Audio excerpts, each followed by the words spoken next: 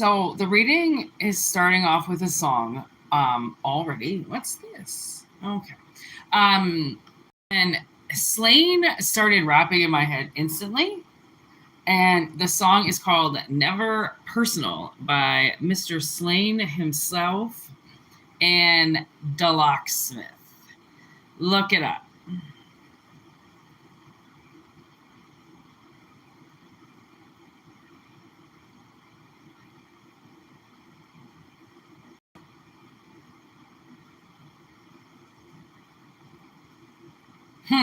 Okay, let's roll the dice. We all know this is a general message. There isn't anybody even here.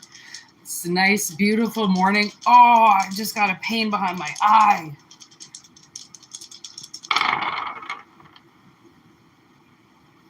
Eighth house. Capricorn. Ooh.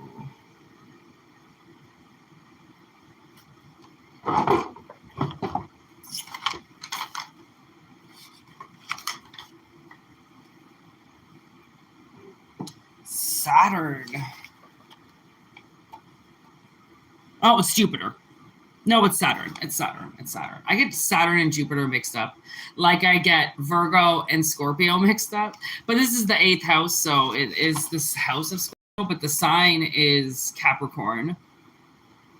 And then the house, or the planet, is Saturn.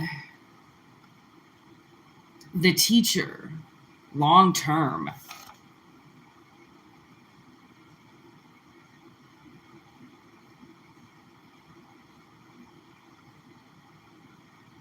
You might be having a work baby. A work baby?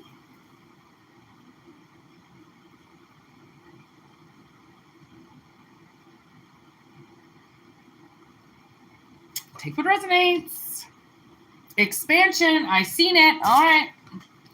Someone's expanding something, or they're about to expand something. All right. Give me Saturn.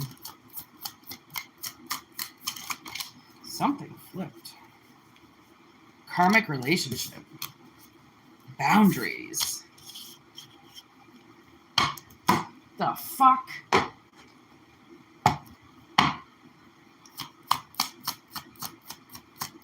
What's this Saturn?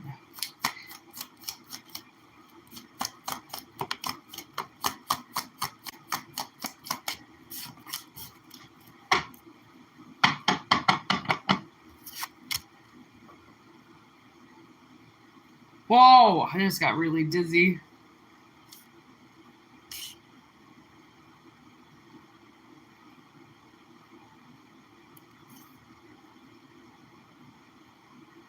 I feel like this boundaries card would be like the womb, and the baby would be inside. So I don't know. And again, analogies, people. Okay, it's not a true story. So what I'm getting, and then Heart with the Key just showed up, and then the Sword and the Rose. Protection, power, protection. I think that's what this boundaries is about.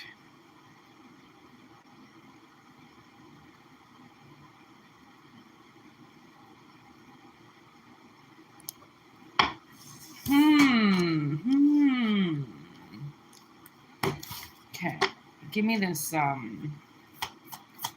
eighth house. Allow divine timing. Eighth house.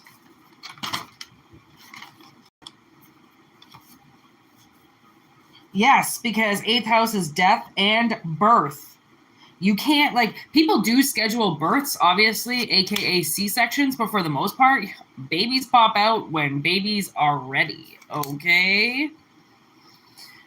So something is being birthed, so then it can what is that?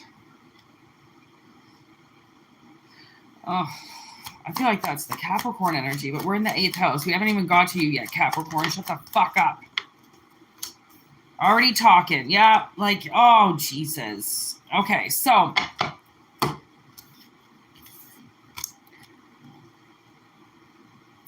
I mean, there's the Scorpio energy. I mean, it did show up twice, okay?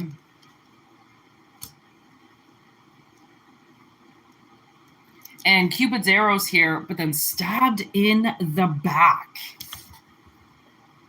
I don't know what happened, okay? I don't know what happened. Because now somebody, okay,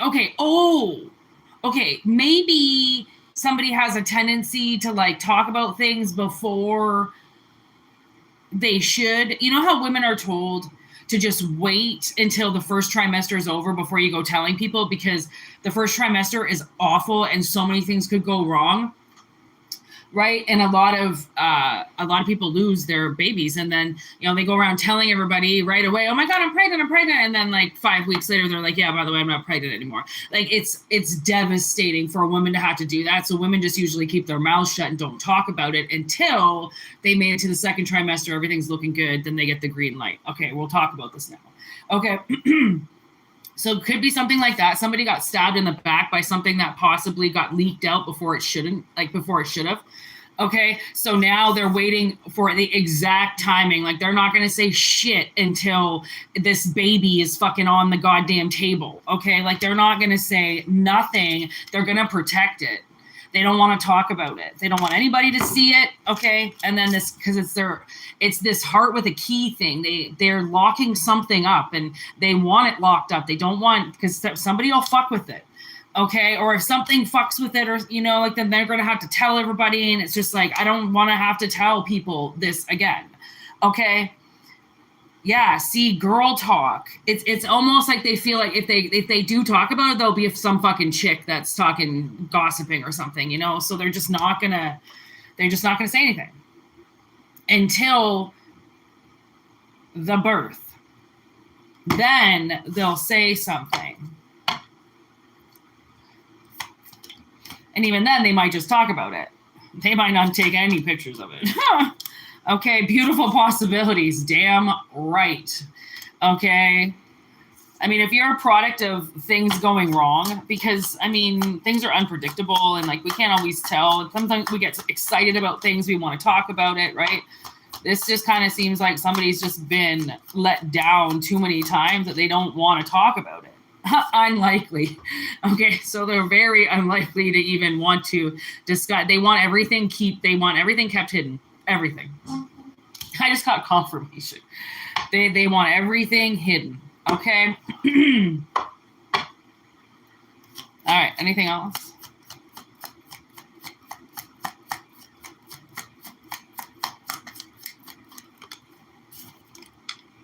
Heartbroken. It kind of like, did you see? It kind of wanted to go in reverse. So that's what this in the back is. So this person is getting over things. They're getting over the fact that things didn't happen the way that they wanted them to, or they didn't possibly predict things the way that they thought. I don't know. Somebody had some, I hate when they say bad luck. Like, that's not bad luck. It's ill intention. It's black magic. It's something way worse than just bad luck. People just experience bad luck. They experience karma and witchcraft. Okay. Like my sister said the other day, she's like, I don't know if she's just used to things getting blamed on her or something, but we went to lock the car and it wouldn't lock because obviously somebody's door is open. And she's like, oh, it's me. It's my fault. It's my door. And I'm like, no, it's not you. It's just the car. Like, getting out of that, like, oh, it's my fault. It's my fault. No, it's nobody's fault. Okay, like, I think we get so used to either pointing the blame and playing the name game and like, I'm going to blame you for this, I'm going to blame you for that. Listen, some things just happen, okay? It's divine timing. It's not divine timing. People have boundaries. They keep their mouth shut about things. They don't talk about things, okay? Because things have gone wrong. It doesn't mean that something's not happening. Just because they're not out blurting it all around town doesn't mean that something's not, like, heartfelt to them. Okay. Cause like people basically say now that like, if you don't put somebody on social media, you don't like them. If you don't give shout outs on social media, you don't like them.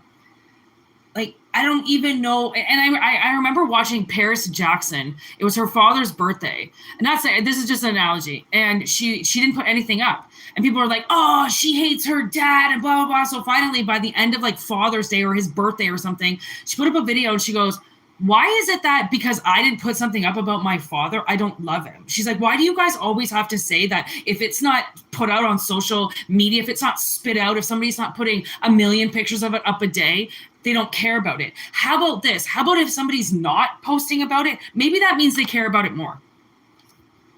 Okay, just saying. You could look at, there's two sides to every fucking story. There's two sides to a coin. Always remember that. It could be your stupid, dirty, goddamn theory and then the fucking truth. Okay? What am I holding? Talking. Awaiting a message. Text, call, email, hovering. Okay. Not today.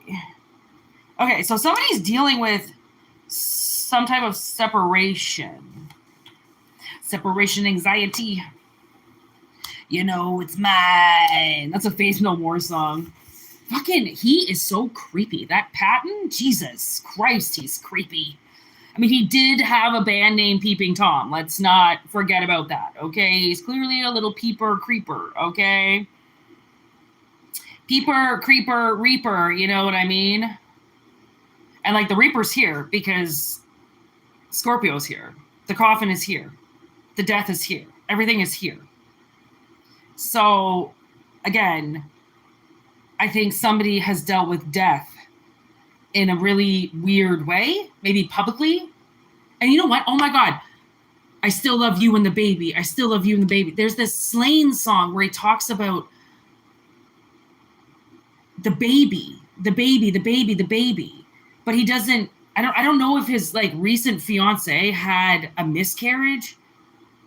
Somebody had a miscarriage or I don't know. Something happened with the baby.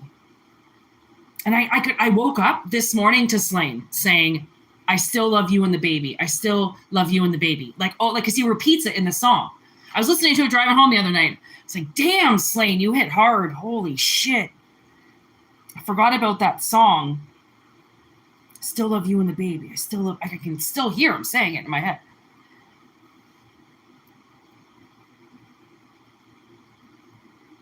Avoiding conversation. It's like somebody is avoiding a conversation with you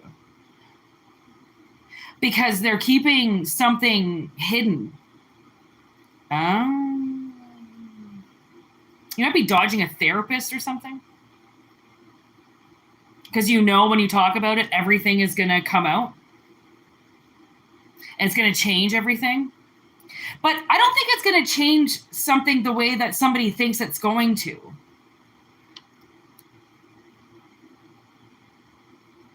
Oh, okay. So there was a part of Stranger Things I'm getting, would be the analogy, where it's the final season. And so they grew up, you know, like Stranger Things, they start off with these little boys and they grow up to these like adolescent young men, right? So as they're little adolescent young men, Will kind of figures out along the way that he is gay and he doesn't know how to tell anybody. And then when he tells everybody, he like starts bawling his eyes out because he thinks that everybody's going to stop talking to him and he thinks everybody's going to turn their back on him and everyone's going to make fun of him. And everyone's like, are you fucking kidding? We kind of knew it already. Like, go, Will, go, you know, gayness at all. Let's do this. Like, just because, I mean, why does somebody's sexuality define who they are? It doesn't. And I don't even know why. I mean, I get it. Gay people have fought for their rights for years. I understand that. But at the same time, like, I don't have a gay flag on my car saying that I'm single and ready to mingle, you know, like, or I'm straight and loving it, right? So I just don't know why gay people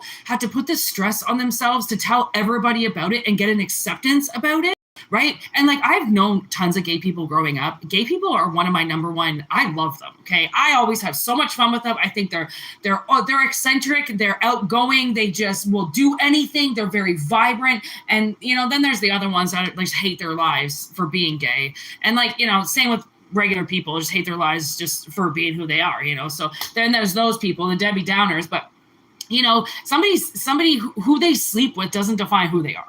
Like, and I just, you know, gay or not, or, you know, swing both ways. I mean, does it really matter? Does anybody say, oh, you know, this is a baseball player and he pitches right, so you know, fuck him? No, nobody gives a shit. You're either right-handed or you're left-handed. Why? Like, it doesn't matter, right? But when you're told it does matter, or when people make a big deal out of shit, or when they talk shit, then it doesn't fucking matter, okay? Or people feel like it does anyways, right? So I don't know if you're avoiding, like, now I'm getting Sammy reality bites.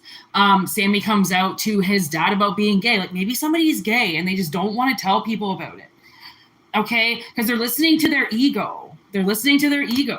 And actually, I just found out that somebody I work with is gay. Oh my God, he's so adorable and I love him. And I just want to wrap him up and put him in my purse and walk around with him. He's so cute. I kind of knew he was gay.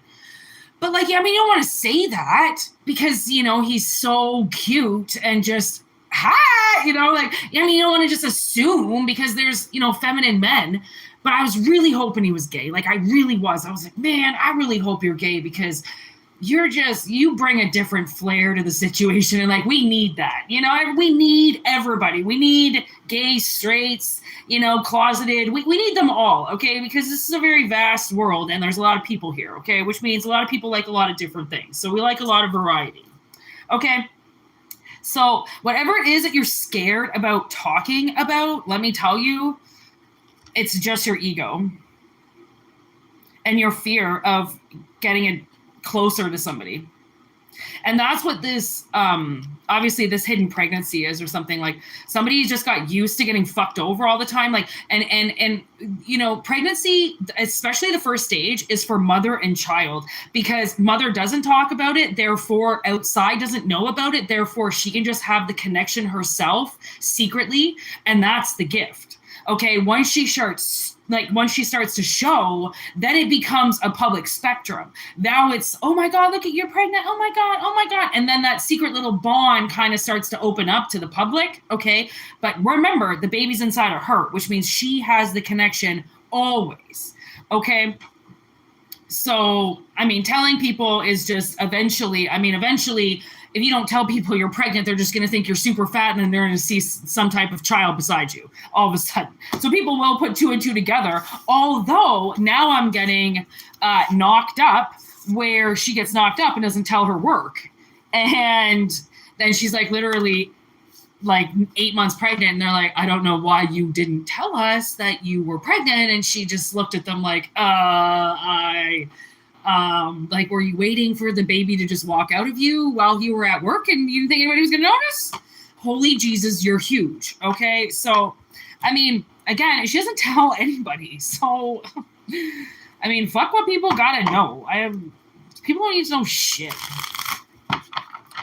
Okay. So there's definitely something kind of, you know, a big cycle coming in.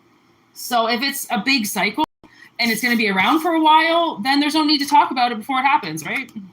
It's going to be around forever. So eventually it'll be all you think about, all you do, all you see, all you eat, all you know, like, it'll be everything. So there's no need to make a big fuss about it right now. Keep that shit sacred. Okay. Coming from the person who used to go around trying to find Christmas presents, I could tell my sister exactly what she was getting for Christmas and ruin everything for her, even though she wanted to know, because her presents were always awful. So I would tell her what she was getting, so then she could put a fake smile on her face. And then for some reason, my mother always knew. She'd be like, Whitney, you told your sister. And I'd be like, sorry, your presents suck, Mom. Okay, so I have to pre-warn her, put her smile on her face because you're awful and Christmas sucks. Okay.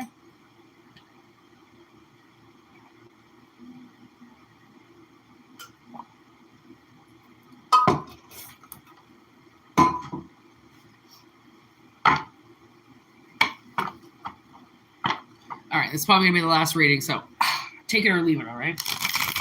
Soak in the juices before I got to go.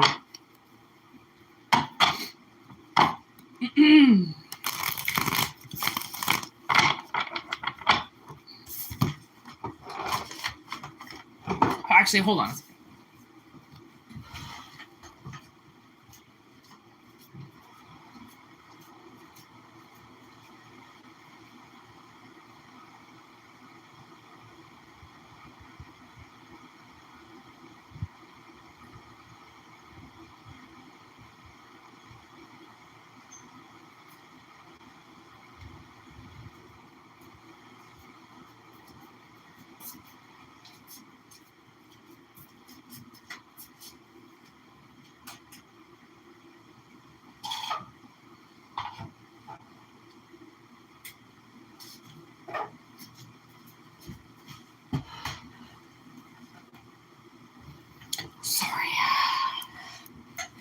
had to turn the AC up because it's starting to get a little hooter than what it's supposed to be.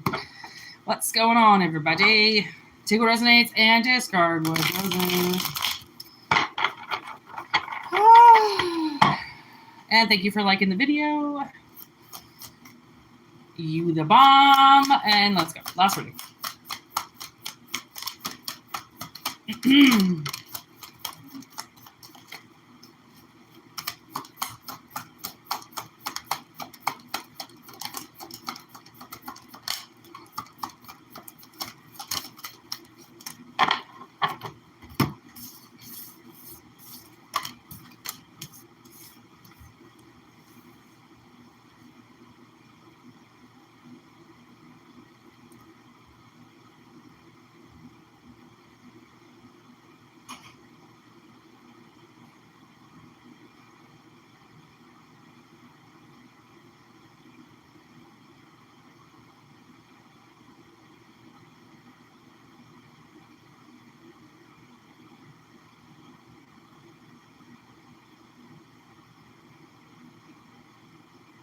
Okay. So somebody could have been really confused recently about some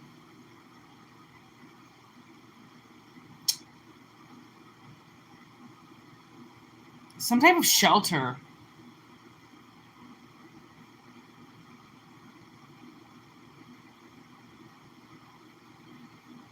Something that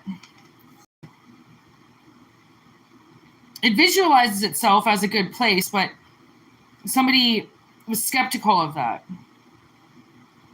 You know, maybe you're going to send your kids to camp or something, and you're just like, it just looks creepy. The whole place just looks creepy.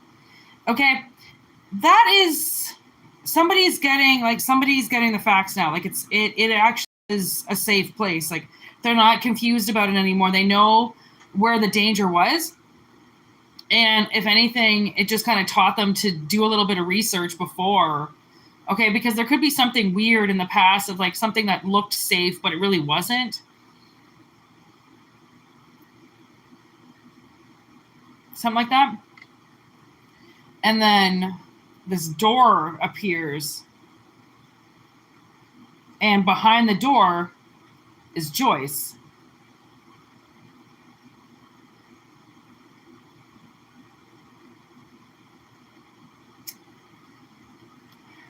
Trying to get messages from her kid. And something about somebody's kids.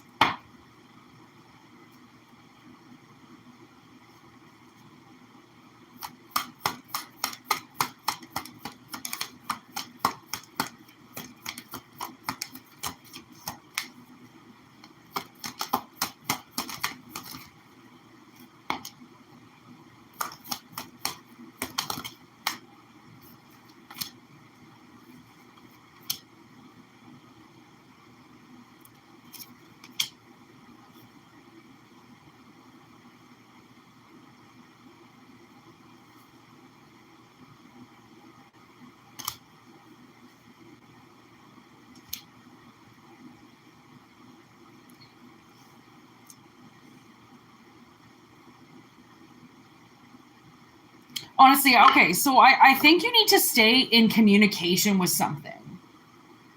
Okay, because like if you do send your kids off or something, like turn the GPS, like put GPS on them or something like that. I don't know, like put phones on them or something that have location services on them so then you can know like where they're going. Because they might not be safe. And like, because where Will is, he's not safe. And Joyce knows that.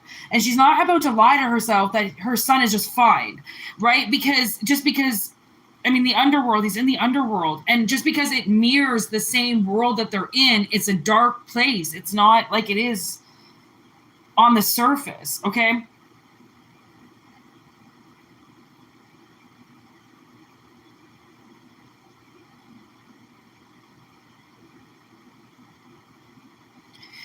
I don't know, maybe somebody feels like it's too much, like that's overly paranoid to do that, but I don't really think it is.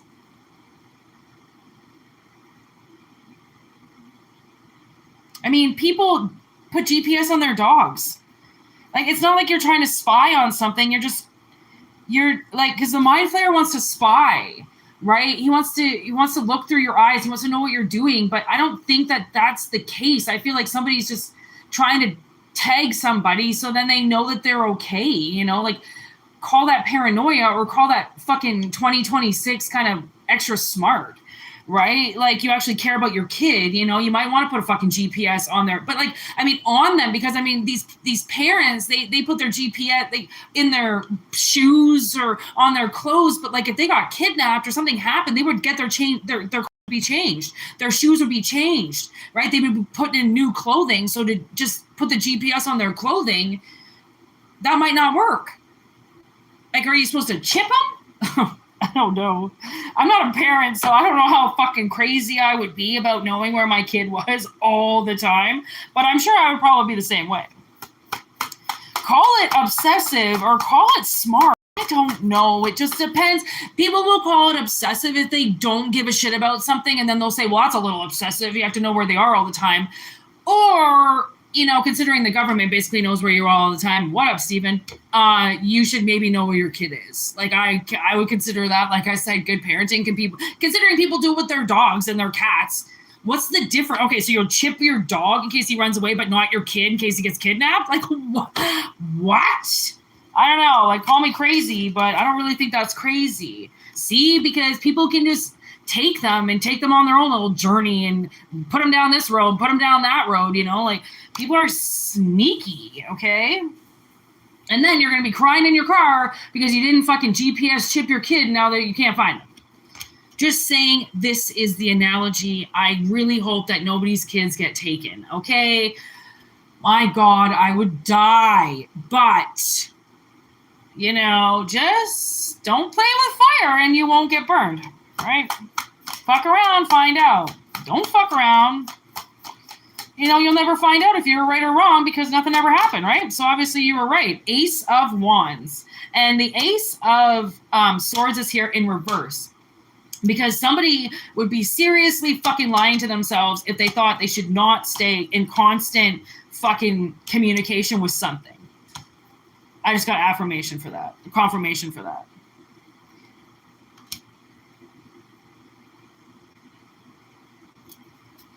So little stalkery kind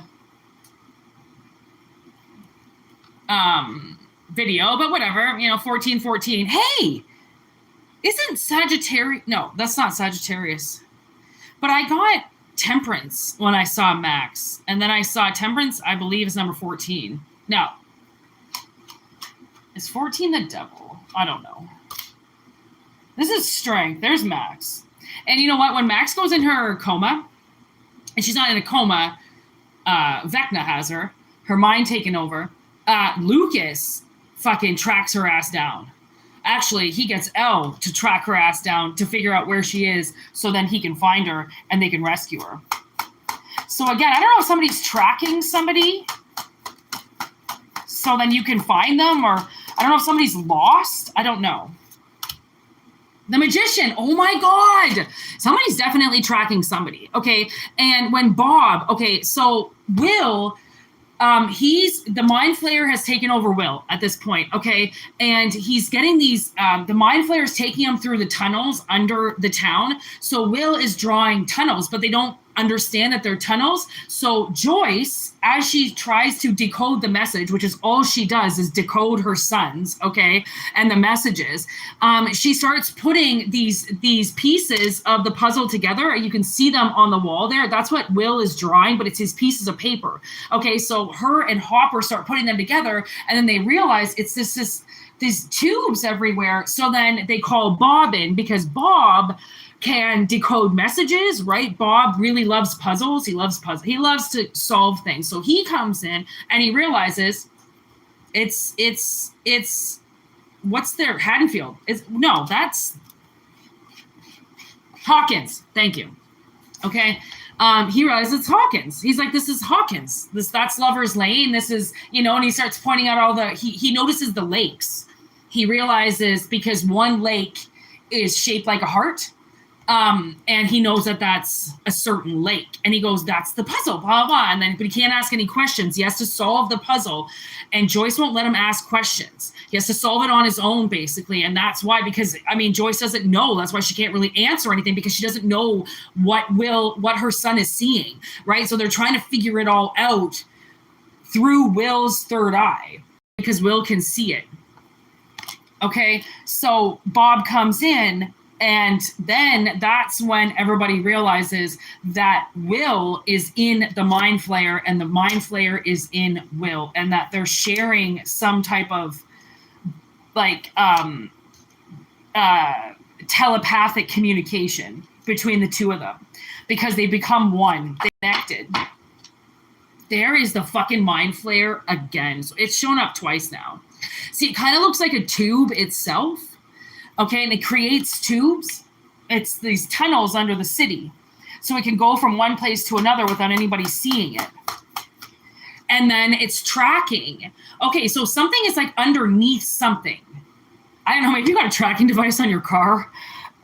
You might want to, like, I don't know. You know what I saw the other day? When you go to jails, they look under your car. I've seen it in movies. I don't know if they actually do that or not.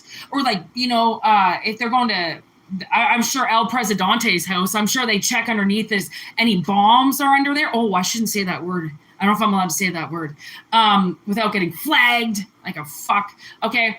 But like, you might want to look under your car. I don't know. Maybe somebody's GPS in your ass, or maybe your kid has a car. Put their fucking, I wouldn't even say put the GPS on their car, because like, what if something happens? They get dragged out of their car. Don't put it in their purse, because their purse could get taken away. I don't know. Something could be in your car, but it's on, or it could be on somebody. I don't know. Oh, my nose is going now. I mean, stranger things have happened. Okay, let's just put it that way. But I don't know, somebody's clocking your ass, possibly. And I think they're doing it for safety reasons. I don't think they're doing it to, like, invade your privacy or something like that. Like, I don't know.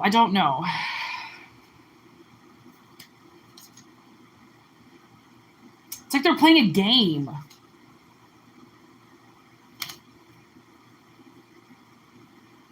A twisted game. But it's some type of game. Yeah, see, there's the car. Maybe you have a van? Lovers in reverse. Oh, Jesus. I don't